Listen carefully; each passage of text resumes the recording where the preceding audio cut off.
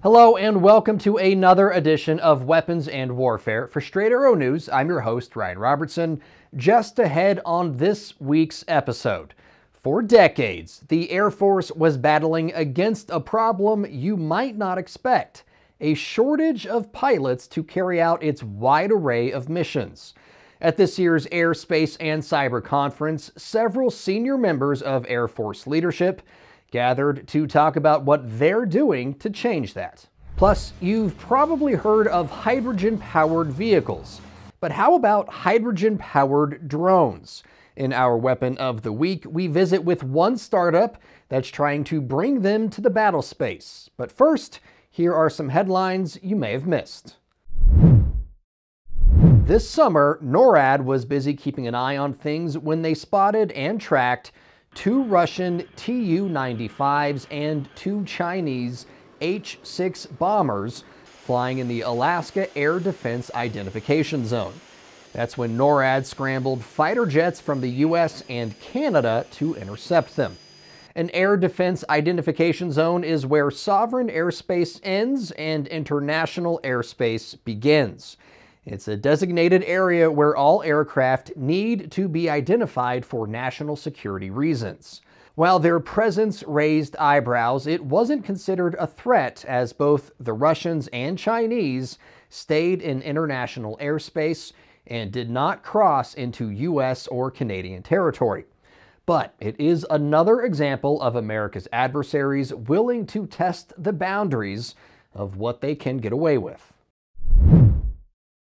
In early November, U.S. Central Command executed a series of airstrikes on multiple Houthi weapons storage facilities in Yemen in response to 2 unsuccessful attacks on U.S. Navy warships with multiple drones and missiles as they were traveling through the Bab al-Mandeb Strait. The Defense Department says the Iranian-backed Houthis launched at least 8 drones, 5 anti-ship ballistic missiles, and 3 anti-ship cruise missiles at the USS Stockdale and the USS Spruance, both Navy destroyers. Pentagon Press Secretary Major General Pat Ryder said there was no damage to the ships and no one was injured. That was followed by another attack on U.S. forces, this time at a mission support site in northeast Syria, prompting another U.S. response.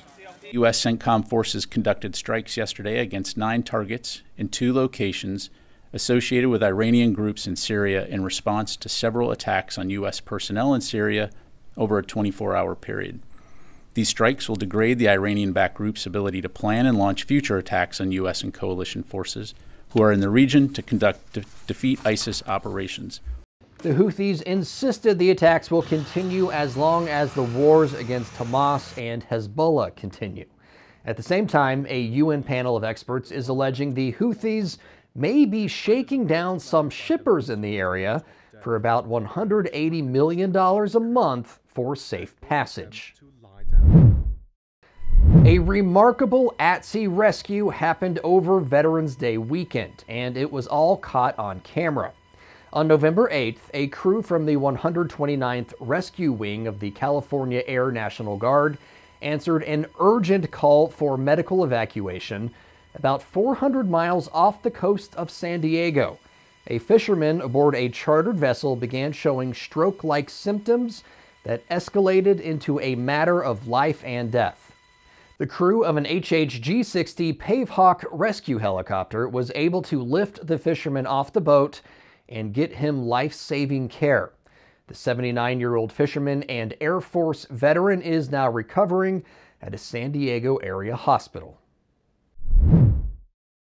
From the fictional, think Iceman and Maverick and Top Gun, to the real-life, Chuck Yeager and Neil Armstrong in The Right Stuff, the image of a fighter pilot from any era is an iconic one. And for as long as there have been aircraft built to rule the skies, there have been brave men and women willing to climb into the cockpit and answer their country's call. But as each branch of the DoD continues to modernize for whatever conflicts come our way, they're all facing a very big problem: not enough pilots to meet the needs of today's military. At the front of the line facing that issue is the U.S. Air Force. And that's the focus of this week's debrief.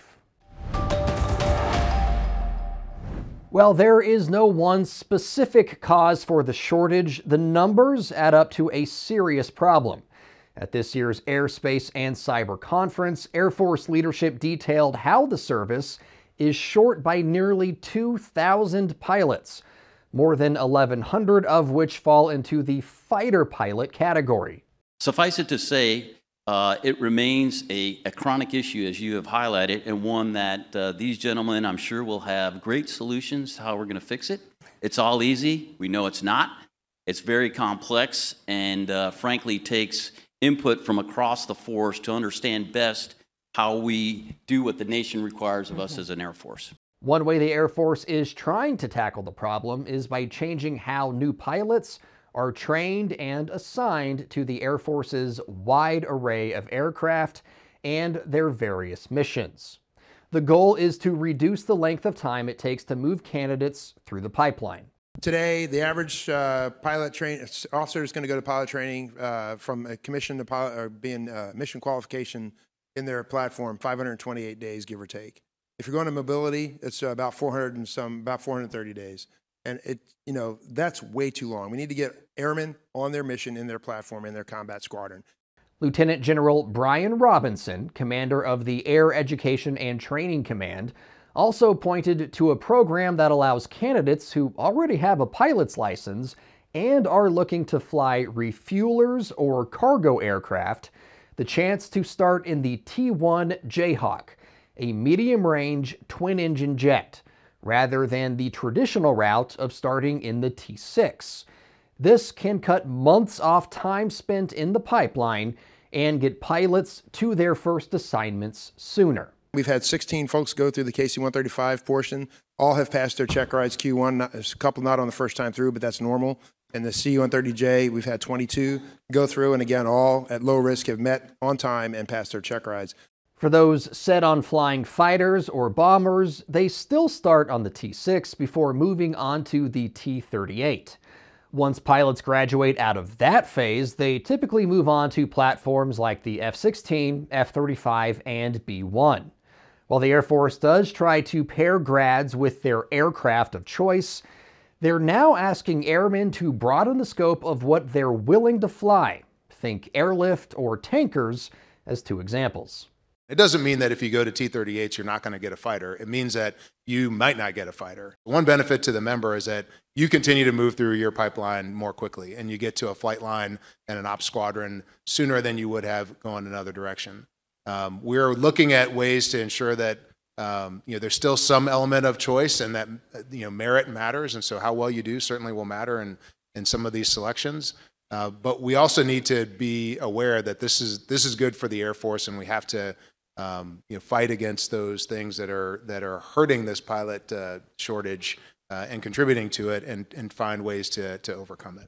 Another avenue the Air Force is pursuing is making a concerted effort to keep pilots looking to leave active duty aware of the opportunities available in the Guard and Reserve components.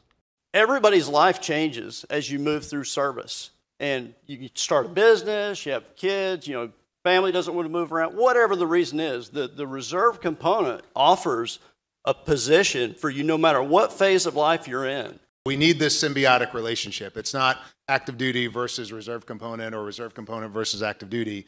We want the right balance there. And my message, I really hope you stay on active duty. But if you can't, I really need you to go to the reserve component so that I have access to your skills when the fight comes. Because that's really all I give a crap about. Yeah! To be real honest with you, right? When the fight comes,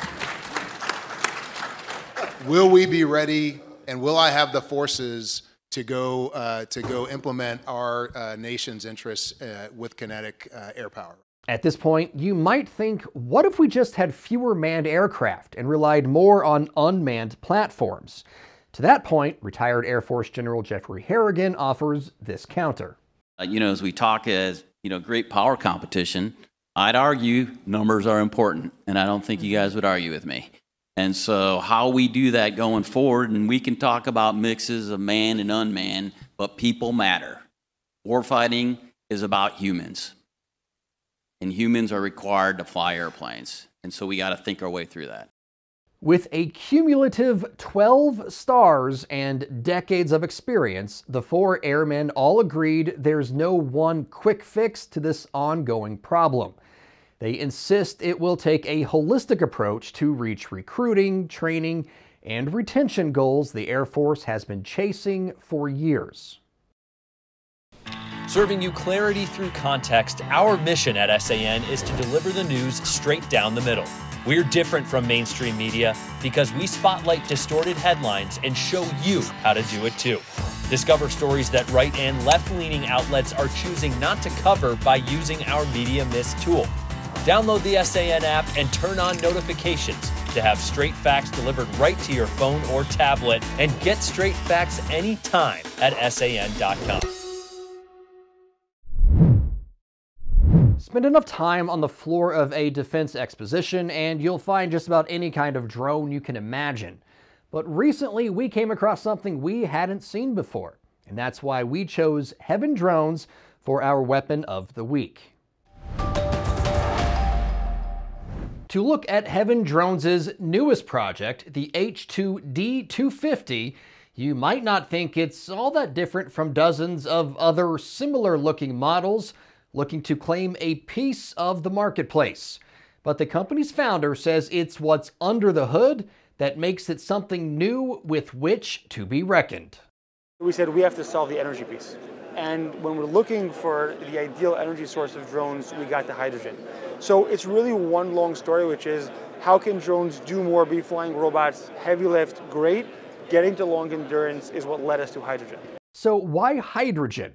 Levinson says it offers 3 to 5 times the energy density of traditional batteries, extending flight time by hours, near ideal for places like the Indo-Pacific.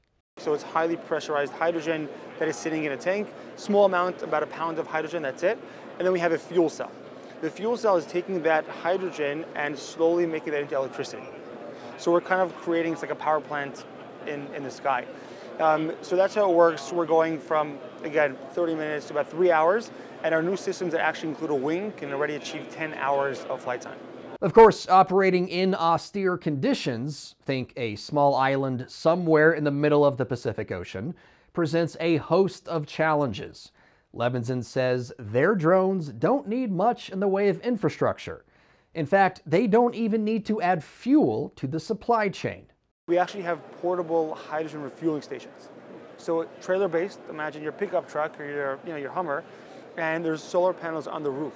So wherever you are in the world, once you have this station, you're just creating your hydrogen, you're using it. So if you're on an island or wherever you are, there's no need to get more fuel or into the country. You're just creating your hydrogen in the thin air every single day.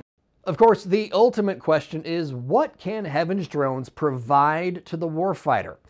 Levinson says they are focused on 3 aspects: logistics, a launch platform for other drones or ground robots, and finally, delivering munitions. I think we as the U.S. and Israel, for example, realized over the past year, October 7th, that without its safety and security, our way of life, everything else is irrelevant. I think that we all have to work together, again, as individuals, right, as companies, etc., to make sure that we as the U.S., we as the Western world, have the strength and have the capability to continue to live our lives in the way of freedom that we all believe in. At the moment, HevenDrones is still working with the DoD and its various branches to secure a deal with U.S. forces. And if they are looking for proof of performance, they don't have to look too far. Our drones are the leading drones working heavy lift in Israel today. We have a lot of experience on the ground actually scaling up, and we're just kind of getting ahead of the curve and what we're expecting for the conflicts in the years and decades to come.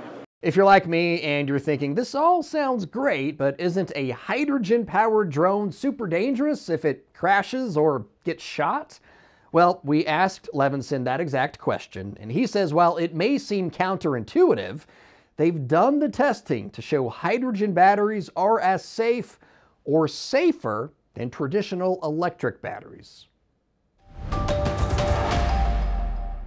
Time now for Comms Check, and we thought we'd check in with you, our viewers, to see what you have to say about some of our latest stories. So let's go ahead and get started. Our first comms check comes to us regarding our story on the Army's efforts to modernize and stay ahead of would-be adversaries. Jared Richards writes, I'm pretty sure Russia is the most battle-hardened. I am an American and I had to wake up to this fact. Okay, battle-hardened, maybe battle-unalived, Jared.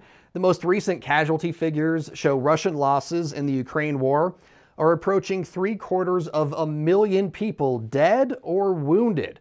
Why do you think Moscow needs North Korean soldiers? Putting aside the fact the United States is still pretty fresh off of a 2-decade domination of Iraq and Afghanistan, the vast majority of seasoned Russian soldiers and a good chunk of their battlefield commanders are dead, and dead folks don't share their wartime experience. All right, we'll go ahead and get started. Next up, our story on the USS Seawolf, one of America's nuclear-powered fast attack submarines, making a very visible appearance in Tokyo Bay recently, prompted one viewer to write this: I don't think China cares anymore. We had to blur out the viewer's name, their tag, because it's just not appropriate for air. But, dear viewer, China most assuredly cares. I promise you that. You see, a lot of the investment the People's Liberation Army and the PLAN, People's Liberation Army Navy, a lot of the work that they've done over the last 20 years has been aimed at stopping U.S. Navy surface vessels and aircraft. So lots of missiles to sink ships and down fighters. But there's still not much the PLAN can do about the USS Silent Service, our submarines. And while it's not altogether out of the ordinary for a U.S. sub to make port calls in Japan, the Seawolf is a little bit of a different story because it's also a testing platform for new technology that the Navy is developing. Tech which could perhaps go on some of our uncrewed submarines like the Orca or the Ghost Shark, which are both currently in development. So yeah, China cares. If you have any thoughts or questions for us here at the show, we'd love to hear from you. You can email us at weaponsandwarfare@san.com, or you can check in with us on any of our social media pages. All opinions expressed in this segment are solely the opinions of the contributors.